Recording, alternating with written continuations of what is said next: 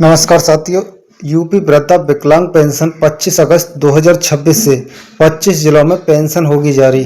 4,000 रुपये या 4,500 रुपये की राशि मिलेगी पेंशनधारियों को। योगी सरकार का बड़ा ऐलान, जो कि पेंशन को लेकर एक बहुत बड़ा अपडेट निकल कर आ रहा है। चलिए तो वीडियो को स्टार्ट करते हैं। यूपी सरकार द्वारा पेंशन राशि में बढ़ोतरी की गई है। यूपी वृद्धा, विधवा और दिव्यांग पेंशन लाभार्थियों के लिए पेंशन से जुड़ी एक महत्वपूर्ण अपडेट सामने आ रही है। इस वीडियो में जानेंगे कि पेंशन का पैसा कब मिल सकता है, कितनी राशि मिल सकती है और किन जरूरी नियमों को पूरा करना आवश्यक है। उत्तर प्रदेश में बड़ी संख्या में लोग सामाजिक सुरक्षा पेंशन योजना का लाभ लेते हैं। इनमें वृद्धा पेंशन, विधवा पेंशन और दिव्यांग पेंशन भी शामिल है। पेंशन का भुगतान सरकार द्वारा डीबीटी के माध्यम से लाभार्थियों के बैंक खाते में किया जाता है। हाल ही में कुछ लाभार्थियों के खाते में 3,000 रुपये की राशि भी भेजने की जानकारी सामने आई थी, जबकि कई वृद्धा पेंशन लाभार्थियों को अभी भुगतान का इंतजार है। भुगतान में देरी का कारण तकनीकी समस्या। 25 अगस्त का सबसे बड़ा अपडेट क्या है, अब बात करते हैं उस तारीख की जिसका इंतजार लाखों लाभार्थी कर रहे हैं। प्राप्त जानकारी के अनुसार 25 अगस्त के आसपास बड़े पैमाने पर भुगतान प्रक्रिया शुरू किए जाने की संभावना बताई जा रही है। इसमें सबसे बड़ा लाभार्थी समूह वृद्धावस्था पेंशन का है। 67 लाख से अधिक लोग वृद्धावस्था पेंशन के लाभार्थी हैं। अगस्त के अंतिम सप्ताह में लंबित पेंशन का भुगतान होने की संभावना जताई जा रही है। हालांकि 6,000, 4,500 या 9,000 जैसी राशि मिलने की बात अभी निश्चित नहीं मानी जा सकती। यदि पिछले महीने की पेंशन लंबित रहती है और एक साथ भुगतान किया जाता है तो तभी कुल राशि से अधिक हो सकती है। इसीलिए लाभार्थी को आधिकारिक अपडेट का इंतजार करना चाहिए। अब बात करते हैं उन जरूरी नियमों की जिन्हें पेंशन लाभार्थी को पूरा रखना चाहिए। लाभार्थी को अपना जीवन प्रमाण यानी जीवन प्रमाणिक समय पर पूरा करना जरूरी है। इसमें आधार से जुड़ी जानकारी का सत्यापन किया जाता है। अगर जीवन प्रमाणिक पूरा नहीं है तो पेंशन का भुगतान प्रभावित हो सकता है।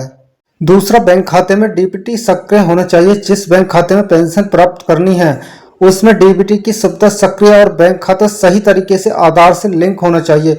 बैंक खाते की जानकारी में गलती होने पर भुगतान अटक सकता है। तीसरी, पात्रता का सत्यापन। सरकार द्वारा पेंशन लाभार्थियों की पात्रता की जांच की जा रही है। जो व्यक्ति योजना की निर्धारित पात्रता पूरी नहीं करते या जिनके रिकॉर्ड में गड़बड़ी पाई जाती है उनका लाभ प्रभावित हो सकता है। चौथा, आवेदन और दस्तावेज सही रखें।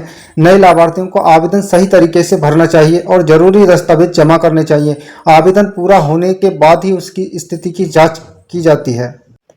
पांचवा, पेंशन की स्थिति नियमित रूप से चेक करें। लाभार्थी को समय समय पर अपने स्टेटस की जांच करानी चाहिए। साथ ही बैंक खाते में आने वाले एसएमएस और बैंक स्टेटमेंट को भी देखते रहना चाहिए। बैंक खाता सक्रिय रखें। जिस खाते में पेंशन आती है वह चालू होना चाहिए। अगर बैंक खाता बंद, निष्क्रिय या किसी कारण से भुगतान प्राप्त करने से असमर्थ है तो पेंशन की राशि अटक सकती है। इसके अलावा लाभार्थी को अपने आधार लिंक खाते और पेंशन आवेदन में नाम, जन्मतिथि तथा अन्य जरूरी जानकारी सही रखनी चाहिए। किसी भी जानकारी में गलती होने पर समय रहते उसे ठीक कराना जरूरी है। यूपी वृद्धा, विधवा, दिव्यांग पेंशन रुकने से सभी पेंशन धारक परेशान हैं, लेकिन वर्ष 2026 में इन योजनाओं के सामने तकनीकी समस्या, भुगतान में देरी और पेंशन राशि में बदलाव जैसे कई बड़े मुद्दे सामने आए हैं। उत्तर प्रदेश में सामाजिक सुरक्षा पेंशन का भुगतान सामान्यतः 3 महीने की किस्त में किया जाता है, अर्थात अप्रैल, मई और जून की तिमाही की राशि एक साथ लाभार्थियों के खाते में भेजी जाती है। लेकिन इस बार बड़ी संख्या में लाभार्थियों को पहली तिमाही का भुगतान समय पर नहीं मिल पाया। इसके पीछे कुछ मुख्य वजह के रूप में एसएसपीवाई पोर्टल, पीएफएमएस बैंकिंग सिस्टम और एनपीसीआई आधार मैपिंग के बीच तकनीकी एवं डेटा संबंधी समस्याओं का उल्लेख किया गया है। सरकार की तरफ से पेंशन का डाटा तैयार होता है और फिर भुगतान की प्रक्रिया आगे बढ़ती है। उत्तर प्रदेश सरकार द्वारा पेंशन राशि में बढ़ोतरी की गई है या नहीं?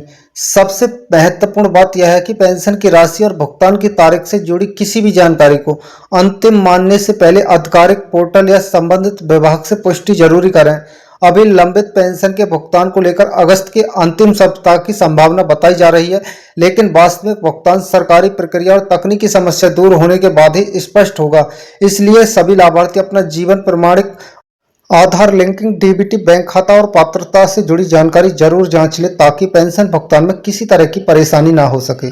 लेकिन वर्ष 2026 में इन योजनाओं के सामने तकनीकी समस्या, भुगतान में देरी और पेंशन राशि में बदलाव जैसे कई बड़े मुद्दे सामने आए हैं। उत्तर प्रदेश में सामाजिक सुरक्षा पेंशन का भुगतान सामान्यतः 3 महीने की किस्त में किया जाता है, अर्थात अप्रैल, मई और जून की तिमाही की एक राशि 7 लाभार्थियों के खाते में भेजी जाती है। अगर वीडियो पसंद आता है तो वीडियो को एक लाइक करके चैनल को सब्सक्राइब कर ले। फिर मिलते हैं ऐसे ही नेक्स्ट अपडेट के साथ। Thank you so much.